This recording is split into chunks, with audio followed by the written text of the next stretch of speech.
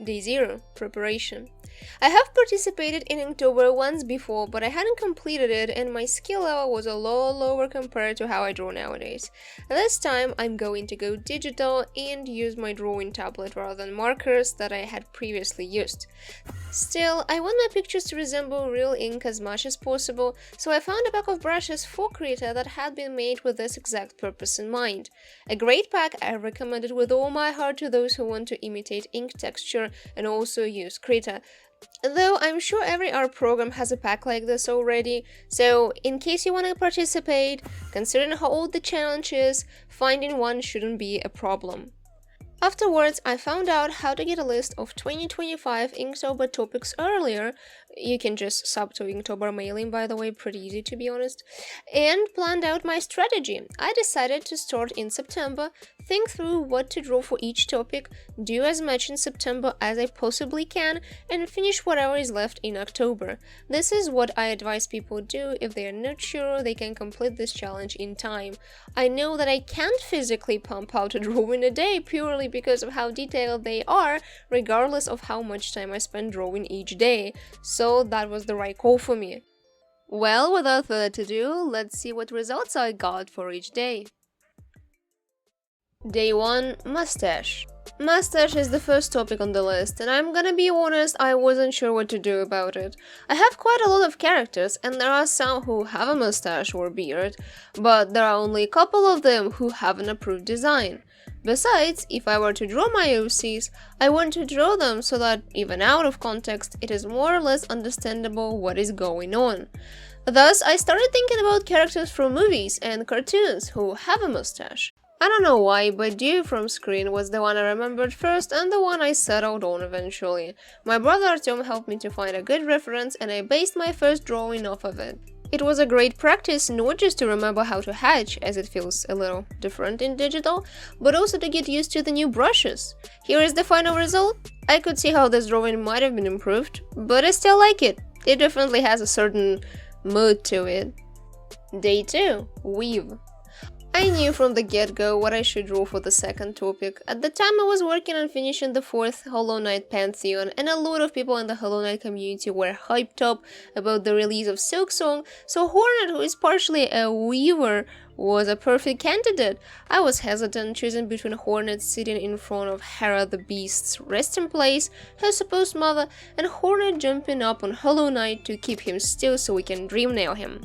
After all, the topic was Weave, and the first scene took place in Deep Nest, where weavers live, and where there are loads of cobwebs and stuff, so I chose the first one. Besides, the light on the reference is amazing, and I hope I managed to capture it, along with the overall atmosphere of abandonment and death. Poor Hornet, honestly, someone give her a hug. Day 3. Crown. The crown was a relatively easy topic. For the longest time I wanted to draw a bee queen, or Andra queen, as I'm considering calling bee people Anders in my Sword Soul story. Each time I would sit down to do it, I had other seemingly more important things to do, so each time I abandoned this drawing and kept working on animation, thumbnails or other pictures. This time was different. I finally had a good reason to draw her, and draw I did. I initially wanted to make it so that the camera looks at her from below, but I couldn't find any references to accommodate that. Surprisingly, I thought it would be a relatively easy reference to find. Whatever, I could make some of my own. But, to be honest, I was satisfied with another pose I'd found. The new idea was to put the queen in the shadow while the sun is shining brightly behind a giant window.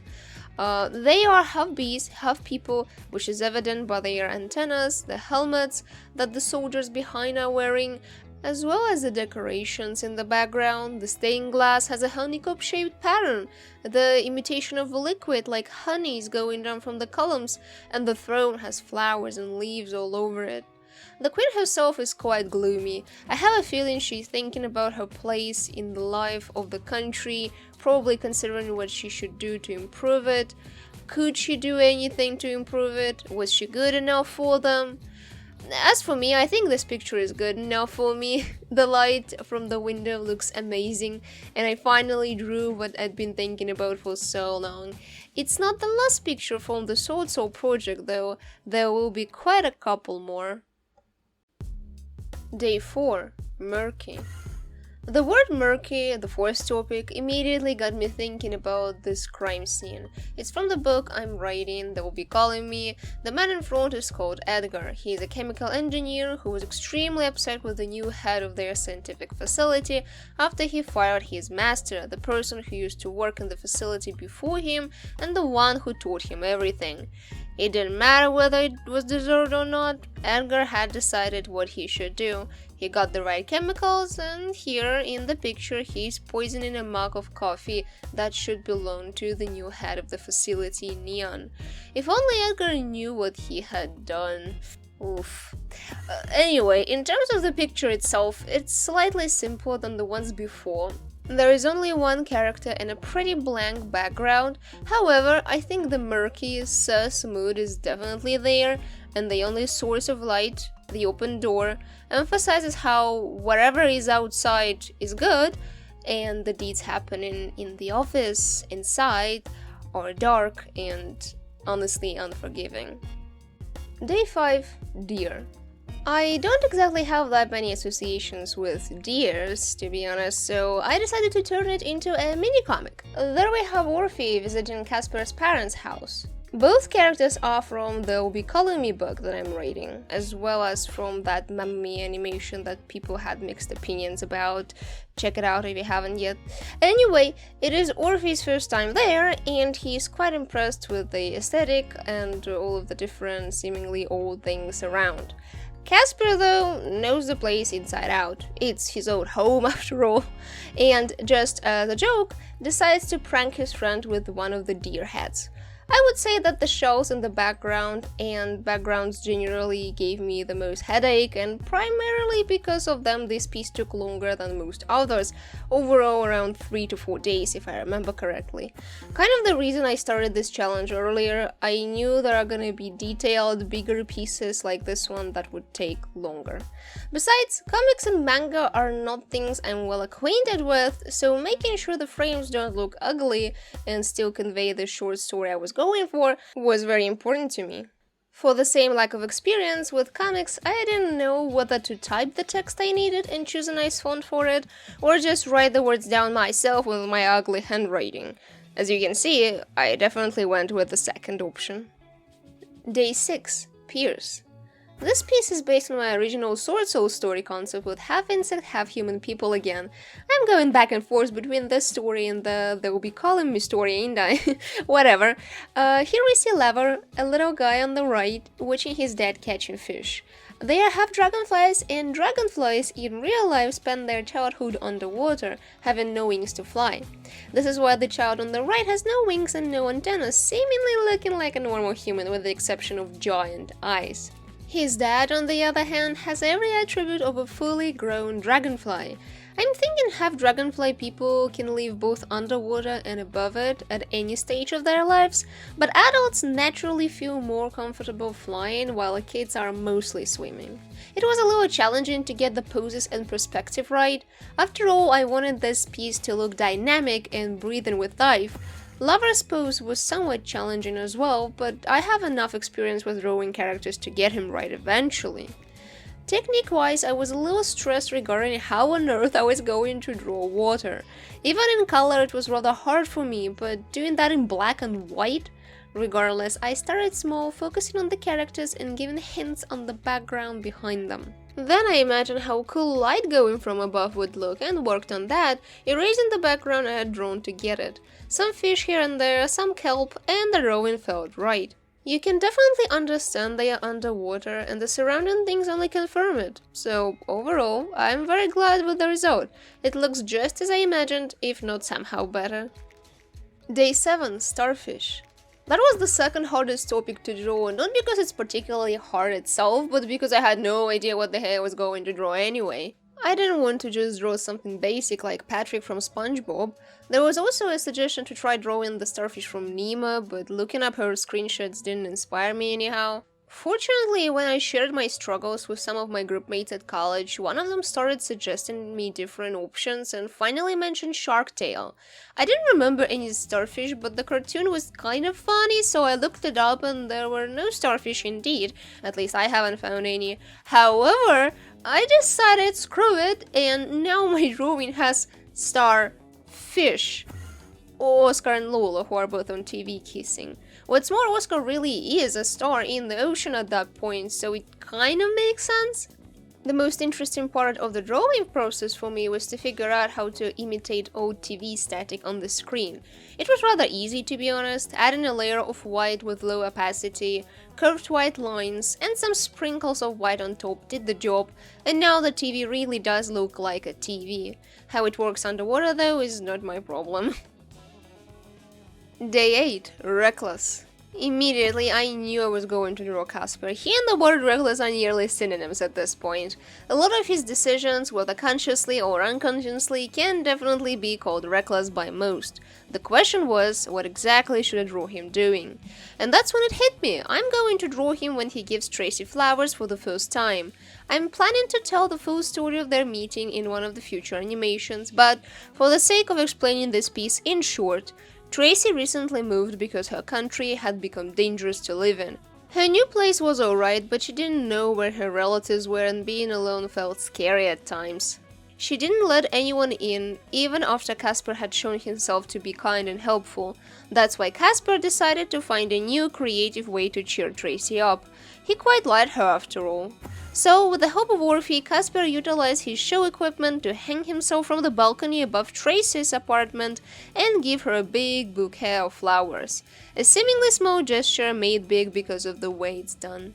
This mini-comic was completed a little faster than Day 5 mini-comic, but still gave me some trouble, mostly when drawing balconies and figuring out how billets work.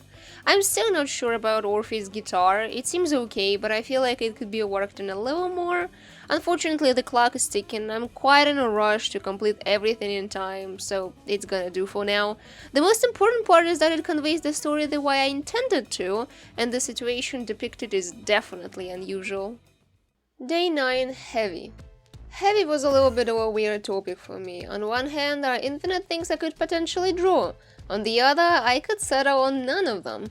Kind of a Day 7 struggle in reverse. But, just like that time, I got a pretty good advice as to what I could draw. Being a long-time fan of Minecraft, it felt right to have at least one drawing dedicated to it. So, what creature is heavy in Minecraft? I don't know what you thought about, but I am definitely going for an iron golem. These guys are definitely very heavy. They are literally 2 blocks of iron with a pumpkin on top, that's no joke. What's more, me and my brother have a special relationship with golems, especially my brother. His default name for golems is Borya, don't ask why, I don't remember. And we never kill them, not even for the sake of an iron farm. Please help. But drawing just an iron golem would be too basic, so I thought of a composition with a very dynamic perspective, the one I don't often do. Initially it was going to be a looking up view, but something just didn't feel right when I tried to sketch it. That's why I switched to the looking down view, and that's when the picture came to life. The background for it is a screenshot of the village from our forever Minecraft world. I took it at nighttime and turned it black and white so it fits into the overall black and white theme of the challenge. One could say it's a little cheap, but I feel like it makes total sense. It didn't just save me a considerable amount of time, but also helped my piece look more authentic overall. I honestly enjoyed the perspective a lot in this picture, and the zombie's slightly more realistic expression adds emotions that really help to understand just how bad of a situation it is for the sad zombie. Day 10. Sweep. Initially I was sure I was gonna draw archaeologists discovering dinosaur bones for Day 10. However, when I started sketching out the pose, I realized it was boring. Looking up references from Jurassic Park didn't help as well.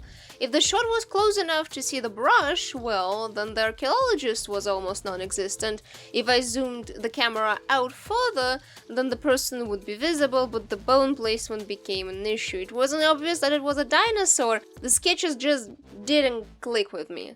So I decided to look up what meaning sweep has to figure out something else to draw. And this is what I was looking for. Sweep. A long, swift, curving movement. Perfect! I remembered my old sketch that I hadn't finished, and boom, I had a completely new idea for the same topic with an already completed sketch. The guy in front is Nestor, a mix of multiple different insect species, something rare but far from impossible in my Sword Soul story concept.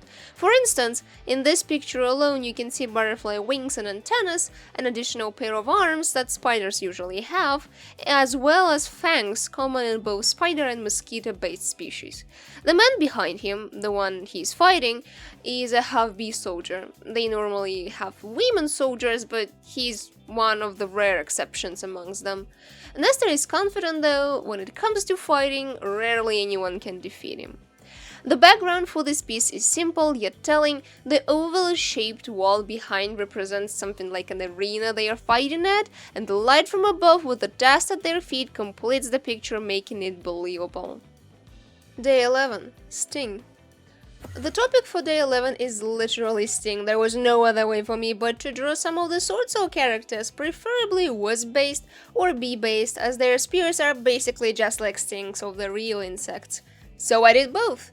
Again, I reused the sketch I had already made a while back. The guy in front is a half-bee young boy, around 14 years old, named Aristarch, who tried to defend kids in the nursery because the whole city was under attack and all of the adults were either dead or outside. Aristarch has been thinking about being a warrior for basically as long as he could remember, but at the time he was still just a kid despite the ambitions he might have had. As such, the half-wasp guy he had started a fight with had more experience and in the heat of the battle cut off one of Aristarch's antennas. The injury is, unfortunately, gonna have long-term effects. But don't worry, in this particular battle, despite everything, Aris comes out alive. Here I let myself not care about the background. Frankly speaking, I think it is completely unnecessary for this piece. Its aim is to convey Aristarch's feelings, get into his headspace, so to speak. And I imagine surroundings wouldn't matter to anyone when part of their body was literally suddenly cut off. Day 12. Shredded. I have always been a fan of dinosaurs, but for some unknown reason I rarely draw them. I, in fact, have dinosaurs as part of my Sword Soul world building, but just hadn't had the opportunity to flesh them out much. At least not yet. In the topic Shredded though, I saw an opportunity. Besides, I was watching some of the Isle playthroughs in the background around the time I was planning out my ideas and drawings, so it turned out to be a good source for inspiration and reference.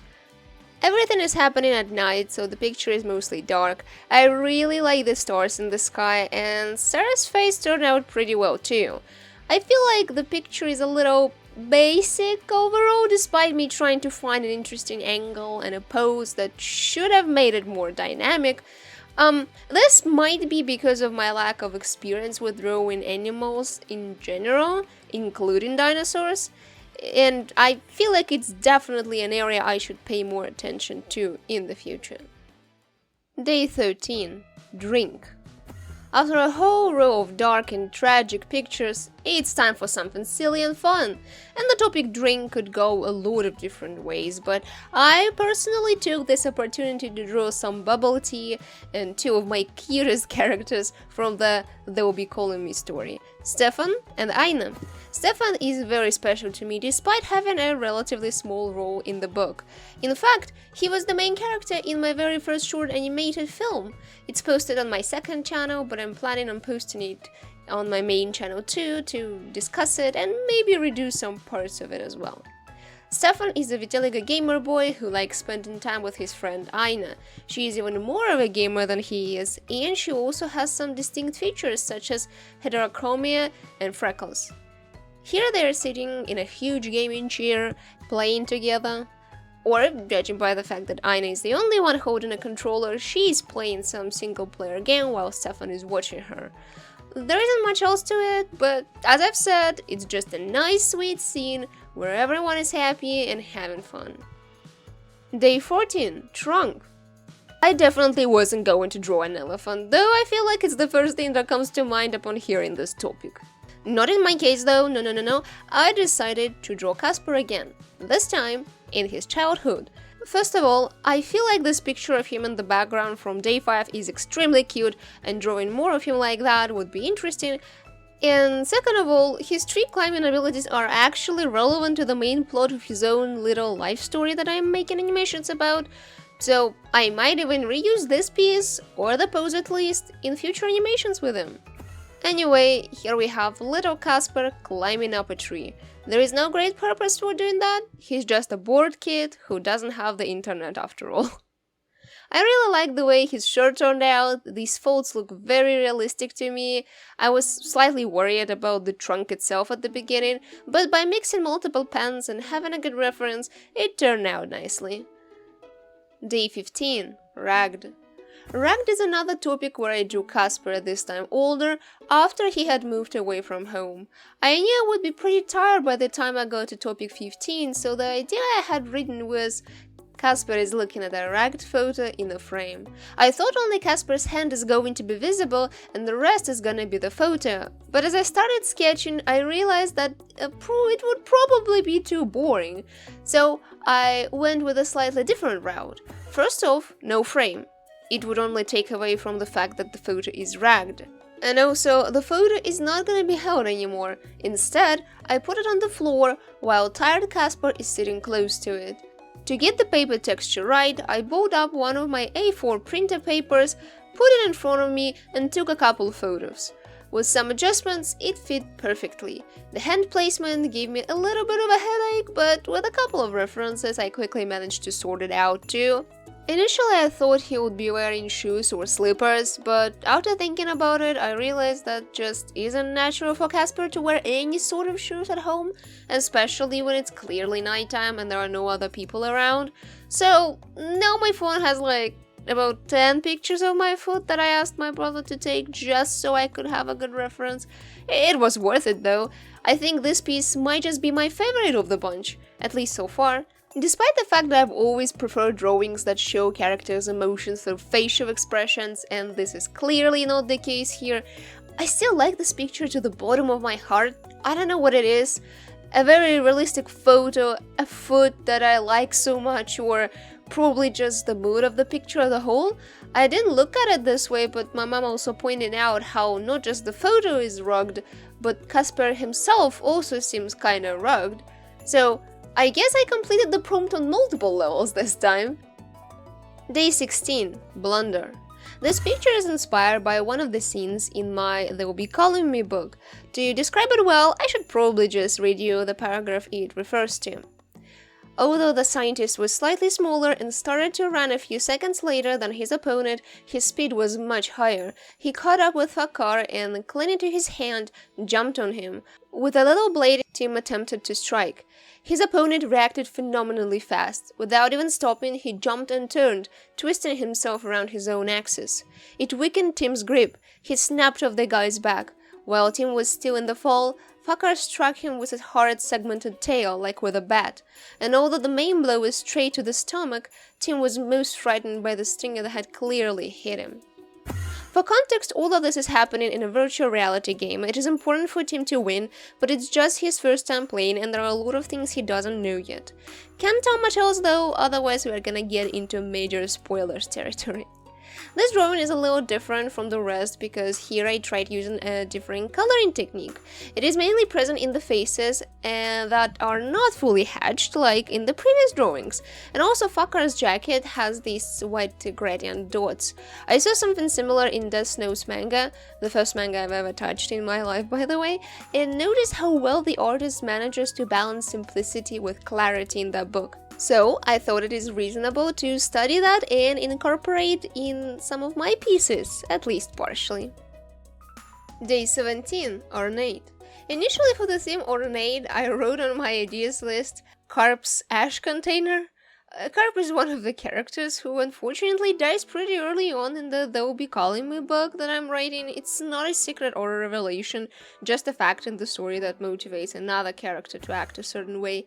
Regardless, when this drawing was getting closer, I realized that the idea had to shift in another direction. Something a little more engaging than just a vase, even though a pretty important one.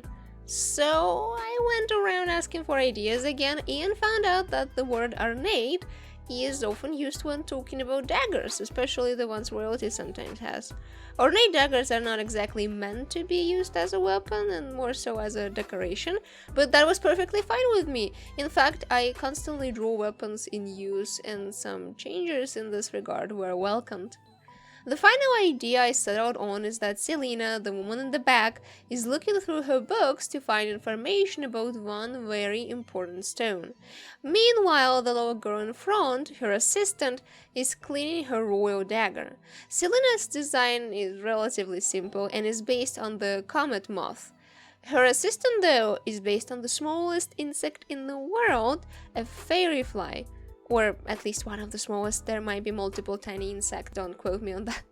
I don't have a name for her yet. In fact, it's the first time I've ever drawn such a small human-like creature for the Sword Soul story, though I've been thinking about adding some in the future. She's more on the insect side appearance-wise, especially compared to most other designs, but that's what I like about her the most. She's very different from the rest and very interesting to draw. The dagger is also cool. The base was designed after a Roman dagger I'd found online, but the patterns inside are mine. Despite being a bit of a headache, I enjoy looking at it with all the little details and ornaments spread throughout it, hinting on a moth people history or some interesting symbolisms in their culture. Day 18. Deal. The sketch for this piece is taken directly from my work-in-progress animation based on the song The Other Side. It depicts two of my characters from the book They Will Be Calling Me that I am writing. The one on the left is Neon. He's a young boy who is very talented but doesn't get a chance to show that off. You know how that happens. Some universities care more so about grades than knowledge, and others about theoretical aspects of things rather than the practical ones. Meanwhile, Neon himself is a bit of a punk, with a very strong sense of justice, hence why he has a Death Note reference on his t-shirt. If he were to ever have it, he would certainly use it, I'm sure of that. The man on the right, though, is Carp. He's a little older and he's the one initiating a deal. He saw potential in Neon and was amazed by his inner qualities that were lacking in the people around Carp. I'm not gonna specify the details of the deal itself, but let's just say that it's very unusual, especially for such a young fellow as Neon at the time, which is why he looks so surprised and unsure at the same time. The surroundings for the animation and consequently for this background were made in Blunder. The room and the door I had made myself while the furniture was taken from the Blunder kit. Obviously, to have the right look, I couldn't just leave the initial low-quality screenshot and draw on top of it, adding shading and light. Day 19. Arctic. Arctic is the first drawing of the 3-part portrait series that I had planned for the Inktober challenge this year, where I give 3 of my beloved characters their Halloween outfits. The first one, as you can maybe already tell, is Casper. Initially he was meant to have his costume based on a different topic on the list, but I later found out that the meaning of that word was a little different, and I found another topic suitable to base a Halloween costume off of. Casper comes from a place where, as he himself says one time, it snows 9 months a year and hails the other 3. And yes, it's a reference. Write down in the comments if you recognize where it's from. Anyway, Casper's costume fully capitalizes on this fact. He has some elements of modern winter clothes mixed with some older elements such as his torn cape, simple belt, and the wolf hoodie. On top of everything else, wolves have their own symbolism for Casper. He had been spared by a wolf once, and now he respects them. It doesn't mean he wouldn't kill one if it was to attack him, but going out specifically to hunt some would probably be overkill in his eyes after that incident. Speaking of that, whether the wolf head is real or not is debatable. I suspect it's fake, because Casper wouldn't be super eager to have someone's corpse on him, though he would totally do that if it was to prank Orphe or Tracy. Day 20. Rivals. What a coincidence that my friend recommended that I and my brother watch Death Note in September, so now in October I'm already a big fan of the franchise and started by an actual manga. I've never even read any big comics, let alone any manga. Crazy timings aside, the word rivals feels synonymous to light and L. It's their definition. They are rivals of the story, and their rivalry is what moves it forward. So I think this choice makes complete sense. As for the scene, I chose the one when L personally introduces himself to Light for the first time. There are multiple reasons to this choice. One, the shot is made so that I can show both L and Light in the same frame at the same time. Two, the scene is meaningful in some way and can show their rivalry even out of context. And three, there is preferably no detailed background. The last one wasn't a deal breaker, but I wanted to keep the shot clean and easy to draw if possible. Besides, it was interesting to see how I would go about replicating anime style Death Note is drawn in. For a lot of people, anime style is their norm. They draw it all the time, or at least sometimes, so it's nothing crazy to replicate it. For me, it's a little different. I rarely watch anime or let alone draw it, so that was a nice practice opportunity. I'm glad with the result, especially with the way the shadows work. Day 21. Blast. I might have cheated a little with this one, but instead of drawing literal blast, I drew it as in have a blast. I've had this sketch laying around for a while, similarly to the ones for day 10 and 11, and really wanted to give it a go. Besides, I owe Aristarch a positive picture after Inktober day 11 that was, not so nice to him, let's just say that. Here Aris and Nyctas are fooling around in the garden. He's her nanny and keeps looking after her even though she's not a small child anymore. It's not something particularly unusual in the bee people community. His nanny-like duties just shifted slightly more towards being her bodyguard than teaching and feeding her. Though the latter is still a thing, as apart from being a nanny, he's also a housekeeper. Not exactly a job of his dreams, but a pretty good one compared to what others in his circumstances often get. While Aristarch is a half-bee, Nyctas is partially a cuckoo bee, partially a butterfly, and has a couple of other, less prominent genes, mainly due to her father. That's why she has big long antennas whose shape is similar to butterfly antennas, and her wings are mostly bee-like, but also how these additional long wing pieces attach to their bottom, reminding of some butterfly ancestry. I really like how friendly and playful they are in this piece, and the soft light combined with the falling leaves makes it look like spring or autumn, though I would probably lean towards spring. Day 22. Button. This topic initially had a completely different sketch that was supposed to be a comic related to my book, but the idea is scrapped for now. It wasn't bad per se, just not the easiest one to understand on the go than having any further context. So, after spending a couple of hours on that sketch, I had to come up with something else entirely, and Portal 2 was my next best bet. A lot of connects me to the franchise. My first animation was made based on the Blue Sky animatic that was consequently based on the fanfic Blue Sky. I hold both games dearly to my heart and know nearly everything there is to know about them. I mean, they and the Blue Sky fanfic inspired my They'll Be Calling Me book that I'm writing. What else could I say? The stalemate button is hard to forget, so pressing it is an important plot point after all. So I took an in-game screenshot as a reference and tweaked some things here and there to finally create a composition I was happy with. The Gladys is purposefully surrounded by thick fog to give her a more ominous look. Jo's design is my take on how she looks, at least in my style. Pretty handy that I already have these designs ready for almost every important Portal 2 and Blue Sky character. Day 23. Firefly. I was quite excited for this topic because one of my story's universes is literally all about half insects and half people. I was amazed to see such a topic, especially since I have never drawn a Firefly-based character before. The dude doesn't have a name, but I think I know whom he might be in the story, though it's not for certain. Looking at real-life fireflies, I figured their antennas are slightly stripy and visibly closer to the eyes, basically right on the forehead. The wings are also quite unusual. The outer ones are dark shells, while the inner ones are big and transparent. Most importantly, firefly people can light themselves up whenever they please. Lighting up meaning emitting light, clarifying it just in case because light up might have a slightly different implication.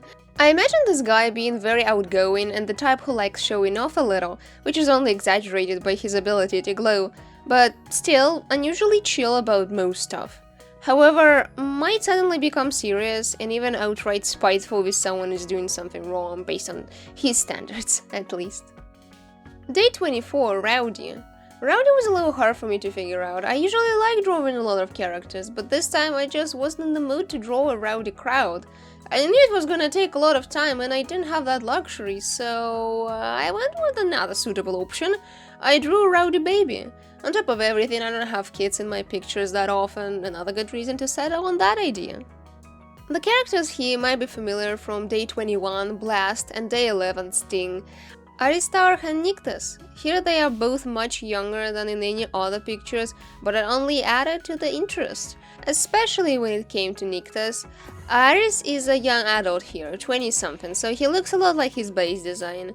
Nyctus, though, is still a small child, and though her hair is similar, most of her parts of the body had to be adjusted to fit into the proportions you would expect from a small girl.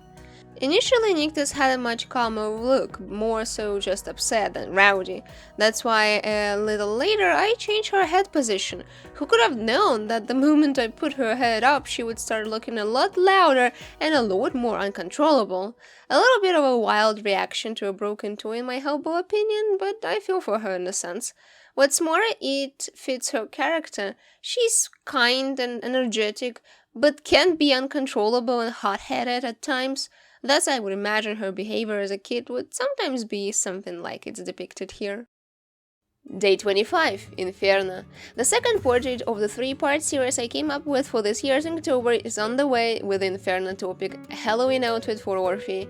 That wasn't intentional, but now as I'm writing this script I realized that the first portrait was Arctic and the second one is Inferno. Two opposite elements.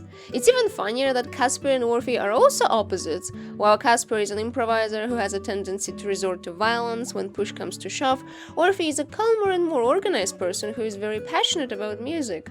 The latter is why I drew Orphe in the middle of a concert. His fiery passion for art is best depicted while he's playing and adds some emotions to the otherwise relatively simple piece.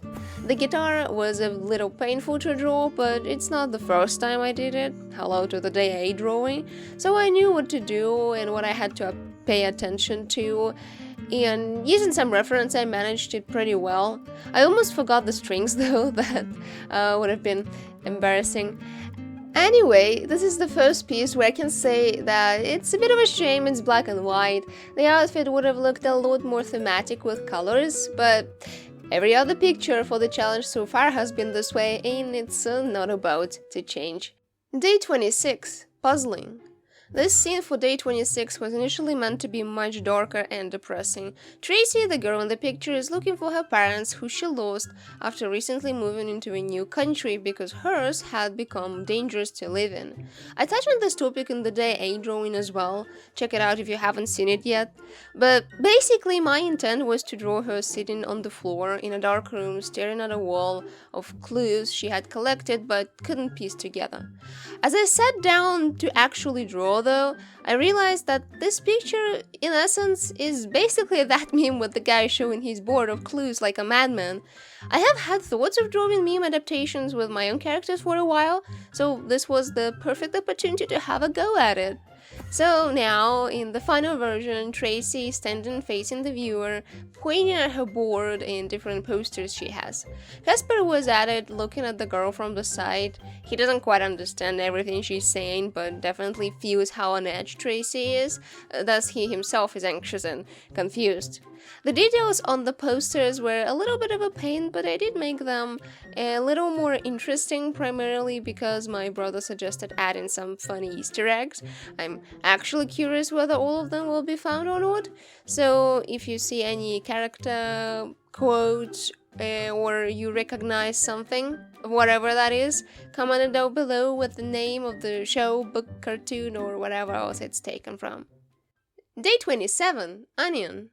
I'm kind of ashamed that the idea of drawing Shrek for this topic didn't come to my mind first. My English teacher friend, though, suggested it almost immediately upon hearing Onion while I was still in the middle of ranting about how annoying this topic was. The idea to draw Casper cutting onions for some Halloween treat immediately went out of the window. I looked up the scene I needed and found the best shot I thought fit. The rest was overall pretty simple. If anything, my most noticeable ability in drawing is copying, and I don't mean it as like tracing or anything like that. Throughout the years, I just got really good at looking at a photo or a picture and translated it onto a canvas, digital or not. There are only two things I would consider kind of hard in this picture: Shrek's vest and Donkey's fur. Regarding the latter, I'm still not sure I'm fully satisfied with it. Technically, there could have been more details and a lot more headache, but I went with a simpler, faster route of only showing fur in some places and not the others, in terms of hatching. It doesn't necessarily take away from the picture in any way, but it's just something I'm not fully used to. Again, Donkey is, who could have thought, an animal, and I'm slightly less experienced with animals as well as with dinosaurs. Shrek's vest was a whole other beast though. I genuinely was confused on the most convenient way to do it, while not torturing myself. Its texture in the original seems to be very inconsistent. The thing looks tough, reminiscent of rock textures, but also has some parts bent a lot, or some stones inside melt and crash into each other. The pattern is chaotic, basically, is what I'm trying to say, and I tried using one of the pre-made brushes I have. Didn't work, it looked clunky, so I finally ended up just filling up the space I needed with a dark color and then manually erased the parts where stones were. It definitely worked, but took quite some time to do. Day 28, Skeletal. Finally finishing the 3-portrait series for this Inktober 2025 with the Skeletal topic. It just screams Halloween costume, and even though not particularly original as a concept, it can be done in so many different ways that I just had to try. Here Tracy is standing holding posters with advertisements for a show. I wasn't sure what exactly I wanted to put in her hand for a while, but at the end of the day, I figured she would want to support Casper by promoting his Halloween show somehow, and well-made posters about it could do the job. Unlike in other pieces I've drawn for Inktober so far, Tracy's hair is longer and divided into 2 ponytails. It's longer because this would supposedly happen a lot later than what we see in Day 8 and Day 26 drawings. There were meant to be 2 ponytails though, but somewhere in the sketching phase I figured it looks better that way. Besides, I don't think I've ever drawn Tracy with 2 ponytails, as she usually only has 1. As always, her hair is very detailed and took some time to do, but I really like how unique it is compared to my other characters. The makeup and the costume, though pretty simple, are fire in my opinion. Unlike the other 2 outfits that are good but don't necessarily have the spooky vibe, this one just screams Halloween. The cape was added mostly because the other 2 portraits have it, and since all of them are thematically connected, I figured it's not gonna hurt anyone if I give her a cape too. Day 29, Lesson. Day 29 topic, Lesson, from the very beginning was about Orphe. He still hasn't had as much screen time or pictures as, well, let's say, Casper, and by the end of the challenge I wanted to dedicate a couple of drawings to him. So here, he's still a child. I'm thinking about touching on this topic in some of the future potential animations, as it is relevant to his character, but for now I want to show some sneak peeks into what I think it could have looked like. Orphe is looking out the window in the middle of the lesson, visibly more interested in the birds outside than any of his actual classes. I don't blame him, a lot of classes are useless, especially at school, but anyway, my opinions aside, something that I want to pay close attention to is what birds he is looking at. They could have been any type, but I still wanted to make them special in some way, so I searched for something interesting that could be related to Orphe in some way, and found out that there is a type of bird that is called after the mythical musician and singer Orpheus, Western Orphean warbler. I'm not an expert when it comes to birds, but I tried drawing the right one a little darker, like a male, and the other one lighter, like a female. The shot itself is inspired by a Death Note's panel with light looking out the window at the very beginning of the story, both in anime and in manga. I was going to look for a reference anyway, and this one turned out to be a pretty good option. I did omit people in the background though. First off, they're completely unnecessary for what I'm trying to do, and also it would have taken an obnoxious amount of time for this challenge, so no, maybe next time. Day 30, Vacant. When during Day 29 shorts I said that I wanted to give Orphe more pictures, I meant it, so here we go with another one. Even the previous picture, little Orphe was just bored. Here the atmosphere turned out borderline depressing. I don't know what's up with that, not that his childhood was all bad, definitely not, but I guess these are the scenes the topics reminded me of, so we gotta deal with it now. For some context, Orphe is an orphan. I swear it's a coincidence. I did not name him Orphe because he's an orphan or vice versa. It's a coincidence that I'm still shocked about, but also not gonna lie, I'm kind of proud of this. I mean, sorry, whatever. I mentioned this because here, Orphe, the way I intended it to, is lying on his bed in his room, looking at the bed beside him. Some other kid he used to know was adopted. On one hand, it's good because he's with the people who most likely actually care about him now. On the other hand, for Orphe, it's sort of sad as he lost another person he knew, and most importantly, he wasn't the one adopted. This piece isn't revolutionary in any way, but it's quite emotional, especially considering its context, so overall, that's a pretty good picture, in my opinion. Day 31. Award. I think the cutscene at the end of Celeste, when you as a player and Madeline as a character finally reach the top of the mountain, is a perfect depiction of what Inktober and similar challenges like it are. These challenges are something that we decide to do ourselves, and depending on circumstances and our determination, some people start and quit quickly or quit halfway through, but some stay until the very end and complete it fully. The topic itself is also award, and Inktober, fortunately or not, is not about any sort of physical or monetary rewards. The award is the view that you get, looking at your social media page, or your Inktober folder with all of the drawings, or your sketchbook. Just like Madeline is looking at the view below her, sitting on top of the mountain she worked so hard to get to, people who participate in the challenge see how far they've come and are impressed by the sheer amount of work they pushed through to get to this point. In this drawing, I tried preserving the essence of the original, even trying to keep this brushstroke feel that a lot of the edges and lines have, but black and white in my case. A picture like this is supposed to be soft and calming because it's the end of the journey, but at the same time, it is promising and upbeat because there is still a long way to go and a lot of other challenges to complete. Well, would you look at that? October has finally ended and Inktober is over with it. It is, as I've mentioned, my first proper full Inktober experience and I'm happy how it went. I really needed to restart and finally draw.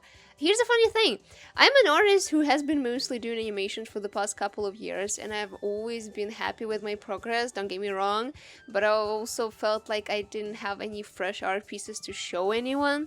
It felt wrong that I know I can draw some great stuff but have nothing recent to demonstrate it. Inktober gave me a valid reason to go ahead and draw whatever, putting animation to the side for some time. Now I'm refreshed and I will get back to my projects, but with a slightly different approach.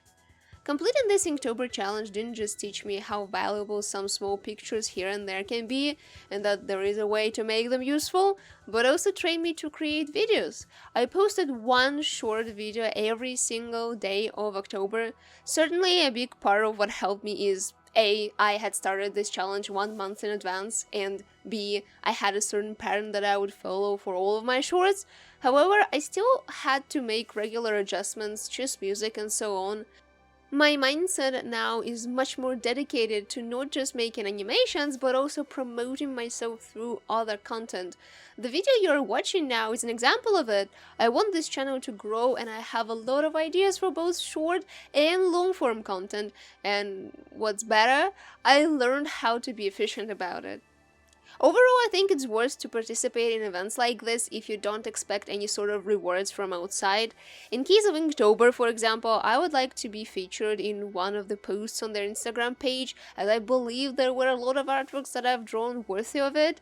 But unfortunately that wasn't the case for me, as well as for a lot of other incredibly talented artists who participated in this challenge this year.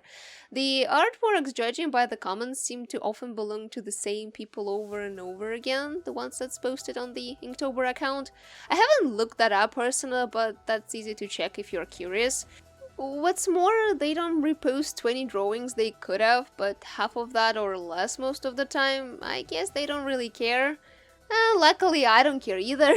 I mention this because I know a lot of young artists might be discouraged and think they are not chosen in these sort of events just because they are not good enough. That's not true.